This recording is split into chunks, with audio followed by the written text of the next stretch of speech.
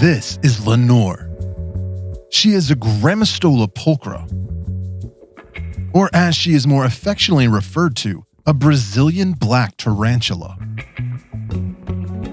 But Lenore hasn't always been this large, velvety black spider. She began her life as all tarantulas do, as one of dozens or even hundreds of spiderlings emerging from her mother's egg sac.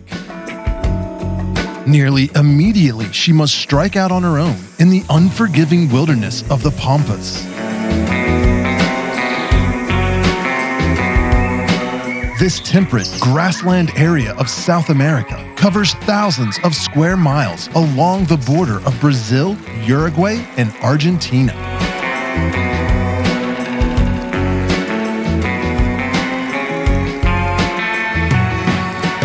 It is bordered by the Gran Chaco to the north and Patagonia to the south, covering over 1 million square kilometers. Being a moderate savanna, it has cool to mild winters and warm, humid summers. The Grammostola pulchra can be found in a much smaller area within the Pampas, where their habitat is mainly grassy areas with shrubs, small trees, and rocks. This region is located where Brazil, Uruguay, and Argentina all meet. The first thing little Lenore must do once she has left her family behind is find a suitable burrow to call home. Tarantulas can easily dig their own burrow, but they also are known to move into the abandoned burrow of other animals, or even into the crevices under rocks or branches that are strewn across the ground.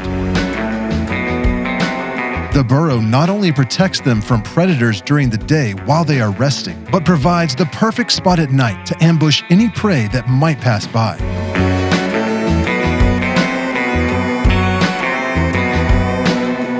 To escape the heat of the summer days, Lenore will burrow deeper into the ground, instinctively knowing the deeper she goes, the cooler it will become. This can be a monumental task when you're smaller than a quarter.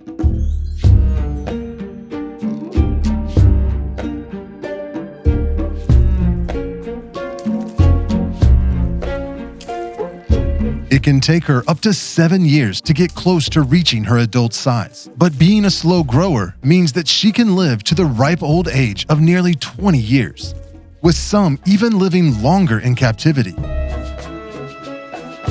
Her brothers will mature at a faster rate, but they also don't live nearly as long, though some evidence shows that mature male G. pulchras live longer after their ultimate molt, where they reach sexual maturity, than many other species of male tarantula. Reaching her adult size with a 6 to 7 inch leg span makes her both a formidable hunter and tempting prey. So even full grown, she will spend most of her time while the sun is up, safely hidden in her burrow, coming out around sunset to lay in wait for her next meal. Unlike many other animals, tarantulas do not need to eat every day, and full-grown tarantulas like Lenore can easily go weeks or even months in between meals. Being an obligate burrower, she will spend the majority of her life in or around her burrow, never climbing into trees or bushes or moving far beyond the safety of her home. Conversely, males will travel many miles once they are mature, looking for a suitable mate. This can be very dangerous as it exposes them to predators like birds, wasps, reptiles, and small mammals that find them to be an irresistible treat. But wildlife is not the only threat to these magnificent spiders.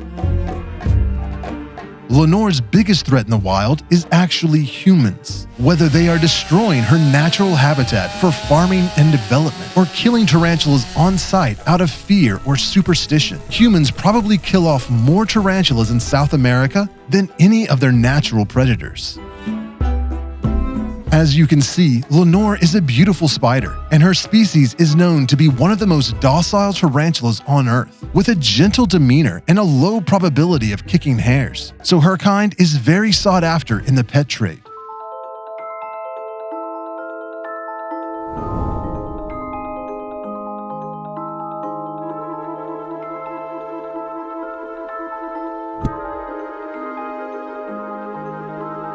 Most species of tarantulas that are sold in the pet trade are bred and raised in captivity, so there is no need or financial advantage in removing specimens from their native locations in the wild. However, tarantula breeders have had issues for years successfully pairing the Grammostola pulchra in captivity, and the reason has eluded them until recently. It appears that the Grammostola pulchra resides mainly in Brazil, though there is also a thriving population on the other side of the river in Uruguay. They look identical, they behave exactly the same, and up until a few years ago, it was believed they were the same species.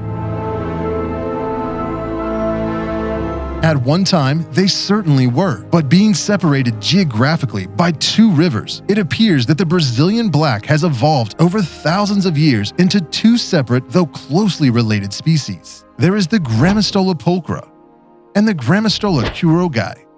The pulchra is native to Brazil, while quirogai is located across the river in Uruguay. Even though they look identical to the eye and exist in very close proximity to each other, and for many years were field collected and exported from the region with the same name and description, they are not the exact same species. It is theorized that this is the reason they have been so difficult to breed in captivity. When tarantulas are collected from the wild for the pet trade, they are often poorly identified, improperly labeled, and many times do not include specific information on the locale from where they were removed. Having two different species being sold and raised under one species name has led to a lot of confusion, and knowing which species your Brazilian black tarantula actually is can be next to impossible to determine unless you are an arachnologist.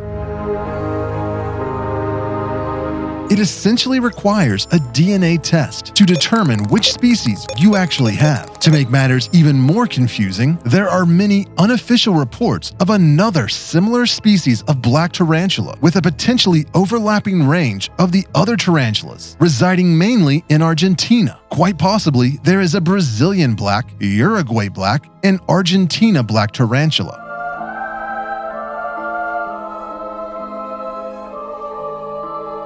These particular species can only be confirmed by an extremely subtle differences in the mature male or with a DNA test. These proper identification steps were not observed before specimens enter the pet trade, and unfortunately, there is not enough genetic material in the tarantula molt for scientists to fully sequence the DNA. So a successful DNA sequence at this time would have to be done with a large, recently deceased specimen. And the only way to truly distinguish the two species is to observe the spine arrangement of the mature male's tibial hooks or through a DNA sequence. Anecdotal evidence also exists from breeders that are certain on the location and species that they are breeding, that when they attempt to breed the pulchra with a quirogai, they show no interest in each other. But even if they pair, there is no evidence that they would crossbreed and successfully produce a viable egg sac. While official reports are few and far between, the limited information on the tarantulas removed from the wild for the pet trade suggests that the majority of the Grammostola pulchra, or Brazilian black tarantula, are most likely a misidentified Grammostola quirogai or the Uruguay black beauty.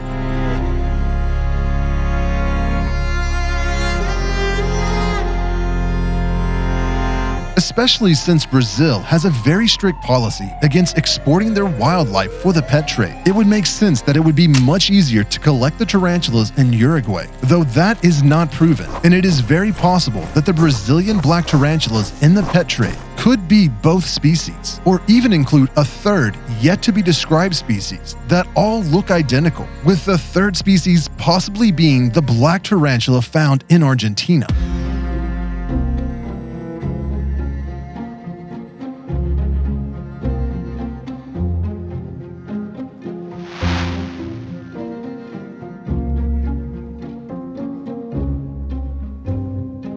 tarantulas are one of the least studied invertebrates in entomology, but hopefully with time and the advancement of science, there will be a lot more data to clear up which species is which. This will help a lot with the breeding of this species in captivity, which in turn will help protect wild tarantulas from being field collected just to be sold as pets. But some breeding is being successfully done, so the demand for wild specimens has been on the decline. Regardless, Lenore must always be on the lookout for human poachers, no matter which country she is in, because adult females can be very valuable. That is also why it is so important to always try to keep captive-bred tarantulas as pets, so we are not contributing to the decline of their native populations. Because Lenore and other tarantulas like her play an integral part in their ecosystem. Surviving on a diet of mostly small invertebrates, they help keep the insect population in check. Tarantulas like Lenore do have venom that they inject into their prey through their fangs, but this venom is not known to be very strong, having almost no effect on humans, but it is effective in immobilizing their small prey. They also possess urticating setae, which are very small hairs on their abdomen that they can kick up into a cloud when they feel threatened. These tiny hairs are shaped like a harpoon and lodge into the skin, creating an irritating reaction. This is an effective means of deterring a predator that is attacking from behind, as the hairs can temporarily blind their foe and cause them enough discomfort to give Lenore a chance to escape. There are, as of right now, 7 different types of urticating hairs that can be found on New World tarantulas. And the type of hair found on the Grammostola pulchra, or any species of Grammostola, is known to be the least irritating type of urticating setae to humans. Yet another reason that they make such a great pet tarantula. So whether in the wild or in your home, Brazilian black tarantulas are one of nature's most exquisite species. Not only should they be respected and given the utmost care in captivity, but they should also be protected in nature. They have existed on this planet for hundreds of thousands of years.